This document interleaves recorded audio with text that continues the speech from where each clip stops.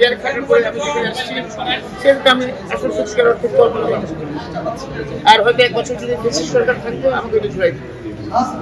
এটা ভালো নয় কি করে সেটা আল্লাহ মালিক আল্লাহ ভালো জানে। আমি তো সুস্থ অবস্থায় আসছি, সেই জন্য আমি মনে করি আমার একটা দায়িত্ব আছে, আমার দলের দায়িত্ব। আমার দলও আমার সাথে কথা হয়েছে, আমার নেতার সাথে কথা হয়েছে, ওনার আন্তরিকতা আমরা নির্গম করি। আপনারা দেখবেন একটু ধৈর্য ধরুন, আমাদের সফল আশা করি ইনশাল্লাহ তাআলা।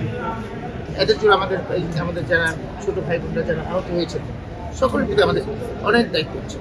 এই যে স্যাক্রিফাইস আমাদের ছাত্র জনতার মুসলমান হয়েছে, যারা শহীদ হয়েছেন তাদের আত্মার মাগফিরাত করি, কামনা করি।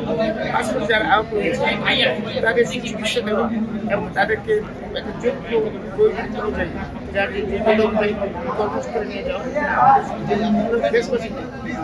আমাদের দায়িত্ব আছে, দেশবাসীর দায়িত্ব বর্তমান সরকার কাজ করছেন।